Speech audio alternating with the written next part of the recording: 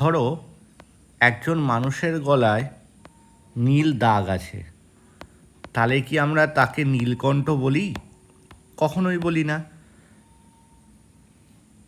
কারণ নীলকণ্ঠ আমরা বলতে বোঝাই শিবকে বোঝায়, অর্থাৎ যে শব্দটি অন্য একজন ব্যক্তি বা বস্তুকে বোঝায় তাকে বহুব্রী সমাস বলে।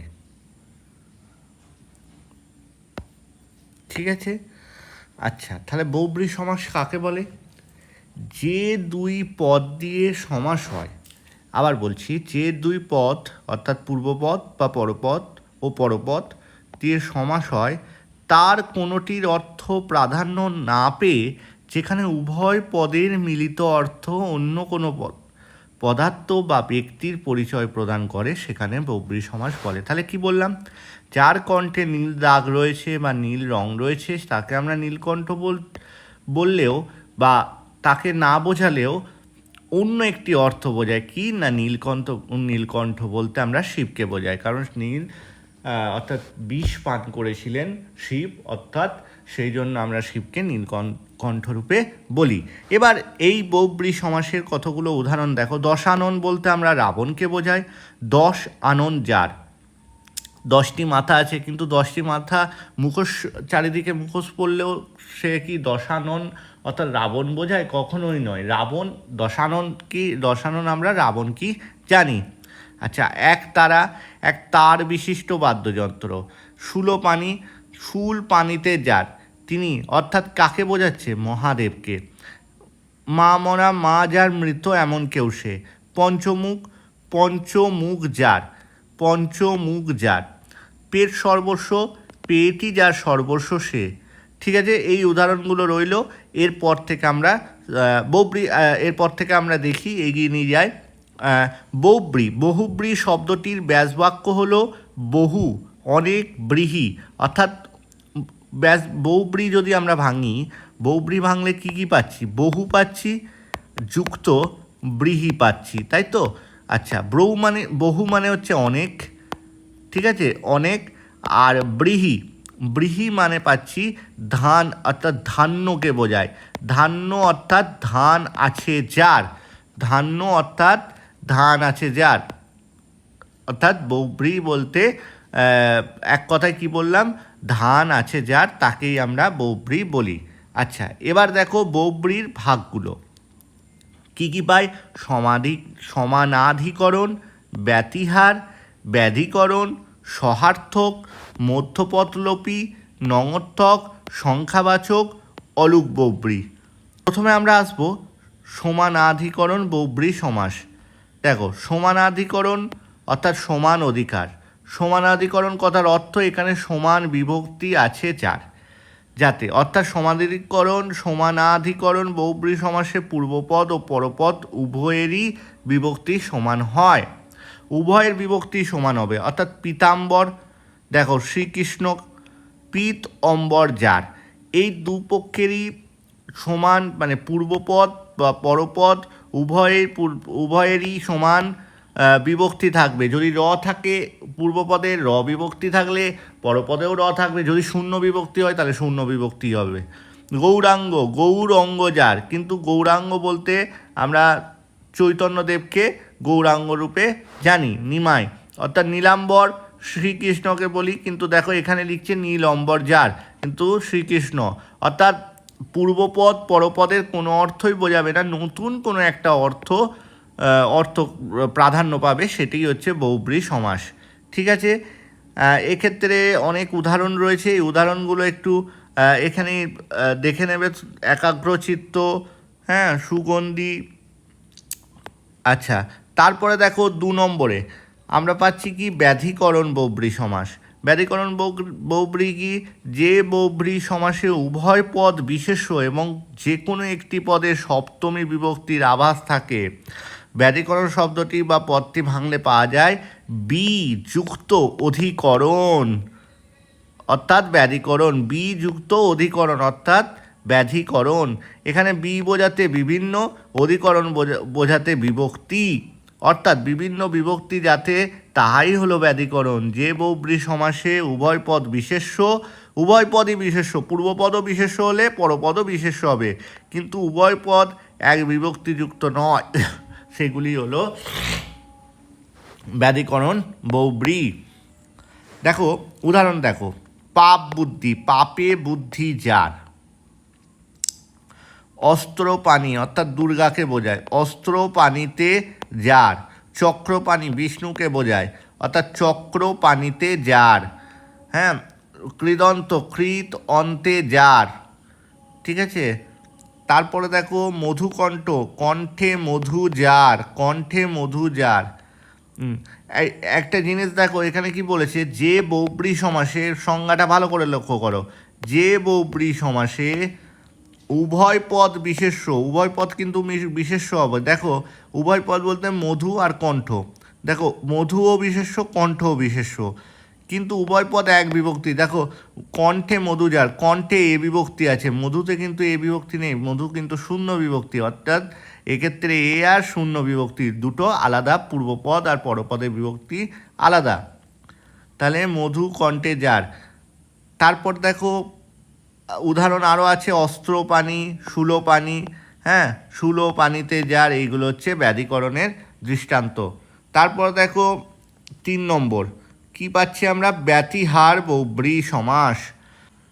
দেখো ব্যতিহার বহুব্রী সমাস, পরস্পর সাপেক্ষ ক্রিয়া বোঝাতে কোনো একটি শব্দের পুনরাবৃত্তির দ্বারা যে সমাস গঠিত হয় তাকে ব্যতিহার বহুব্রী সমাস বলে। ব্যতিহার কথার অর্থ হচ্ছে বিনিময়, এখানে বিনিময় হলো পরস্পরের ক্রিয়ার বিনিময়, ঠিক আছে, পরস্পরের ক্রিয়ার বিনিময় হয়। কীরকম দেখো, ব্যতিহার বহুব্রী সমাসের কয়েকটা উদাহরণ দেখলেই ব্যাপারটা আরও সোজা হয়ে যাবে। দেখো মুখোমুখি, মুখোমুখি যে সাক্ষাৎ। কোলাকুলি, কোলে কোলে যে মিলন। দণ্ডাদণ্ডি, পরস্পরের দণ্ডে দণ্ডে যুদ্ধ যাতে। তর্কাতর্কি, পরস্পর তর্ক করে যে বিবাদ। ঘুষোঘুষি, ঘুষিতে ঘুষিতে যে যুদ্ধ।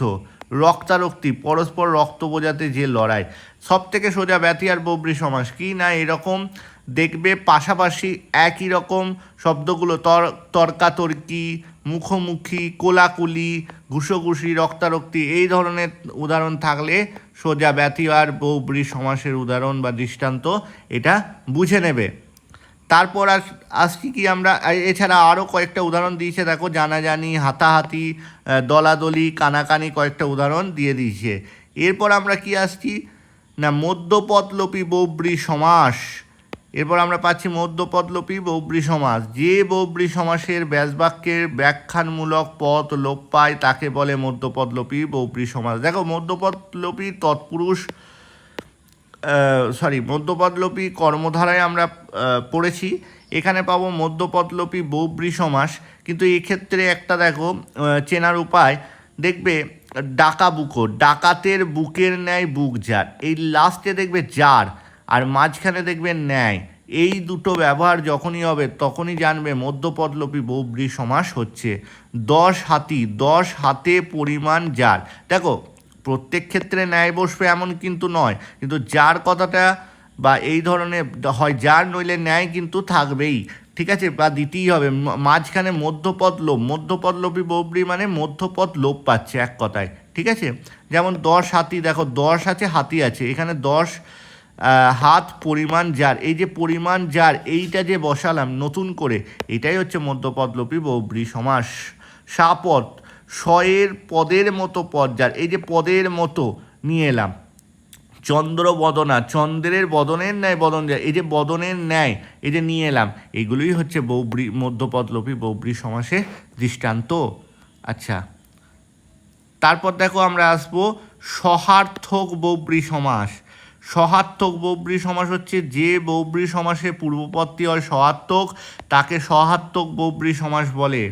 পূর্বপদ সহার্থক, দেখো সহার্থক বহুব্রী সমাসের একটা উদাহরণ, একটা নয় কতগুলো উদাহরণ দেখাচ্ছি। দেখো দন্তের স দিয়ে একটা মনে রাখার সহজ উপায়, স দিয়ে সহার্থক, স দিয়ে কিন্তু উদাহরণগুলো স্টার্ট হচ্ছে সব কটায়। দেখো সাবধান, সশব্দ, সজাগ, সবুজ, সফেন, সতর্ক, সলাজ, সবাক, সার্থক, সঘৃণ। দেখো আর আরেকটা এর উদাহরণ যখন শেষে এসে উদাহরণটা যখন বিশ্লেষণ করবে, দেখো এখানে শহীদ বর্তমান, প্রত্যেকটাই কিন্তু শহীদ বর্তমান, প্রত্যেকটা উদাহরণে কিন্তু শহীদ বর্তমান আছে, ঠিক আছে, শহীদ বর্তমান বা বিদ্যমান, ঠিক আছে।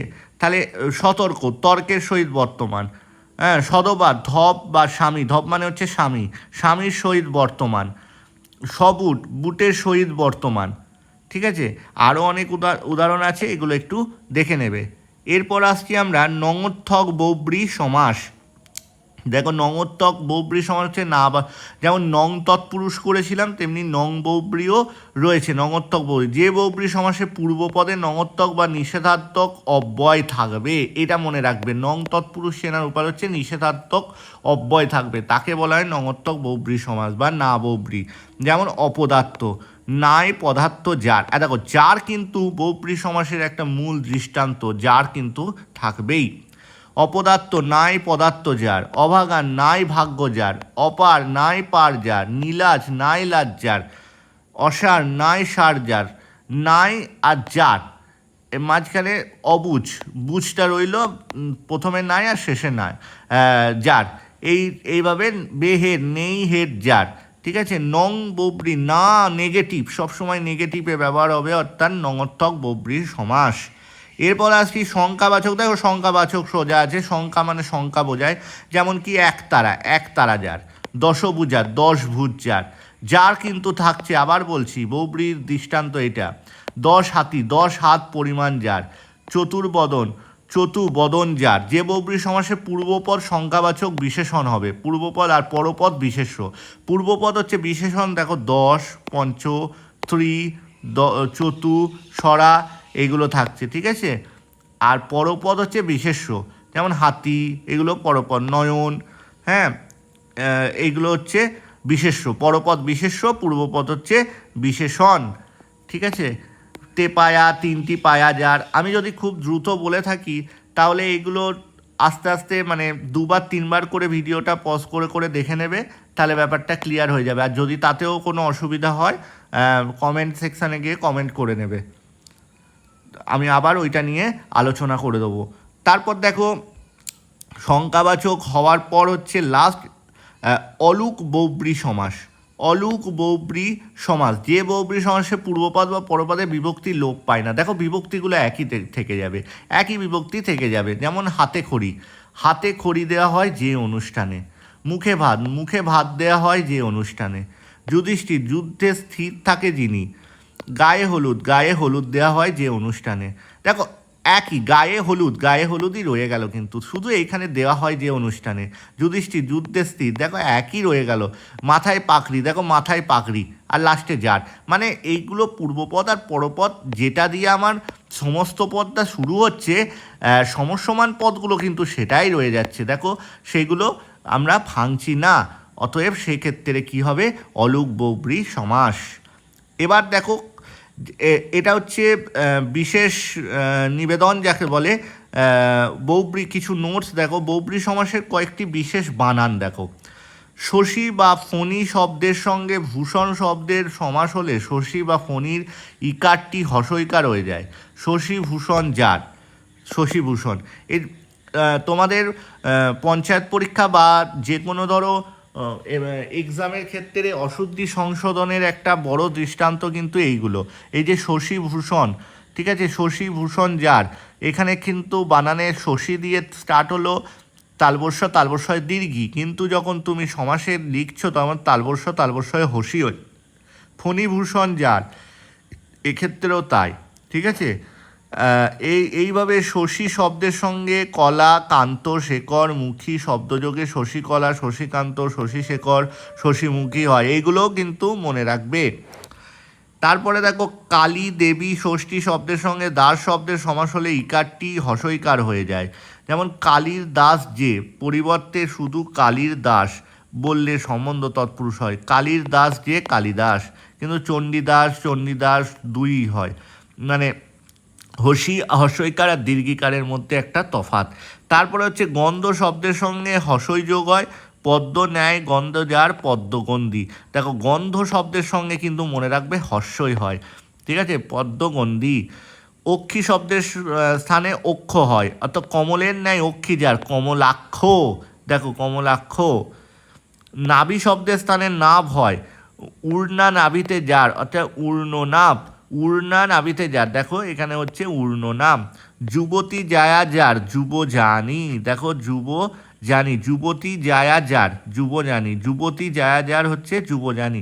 এই কটা একটু যে কটা বললাম একটু ভালো করে একটু দেখে নেবে নোটগুলো, হ্যাঁ একটু মনে রাখবে, তাহলেই হবে। বহুব্রী সমাসের ভাগ আমরা আলোচনা করে দিলাম। যদি দ্রুত লাগে তাহলে সেটাও জানাবে, আর যদি মনে হয় দ্রুত হচ্ছে সেটা একটু পজ করে করে দেখে নেবে। হ্যাঁ, আমাকে তো কয়েকটা মিনিটের মধ্যে ভিডিওটা কমপ্লিট করতে হবে, সেই জন্যই আমি এরকম করলাম। আর পরে আরও বিশ্লেষণ নিয়ে আসবো, ধরে ধরে ধরে ধরে সেইগুলো উদাহরণ ধরে ধরে কিন্তু বুঝিয়ে বুঝিয়ে দেখানো হবে, তখন জিনিসটা আরও বোঝা যাবে। এখন তোমরা দেখবে এবং যাদের লিখতে মন যাবে তারা একটু লিখে নেবে, তাহলে তোমাদের সুবিধা হবে। এর পরের দিন আমরা অব্যয়ীভাব সমাস বা নিত্য বা বাক্যাশ্রয় যেগুলো পড়ে রইলো বা দ্বিগু যেগুলো পড়ে রয়েছে সেইগুলো নিয়ে বিস্তারিত আলোচনা করব।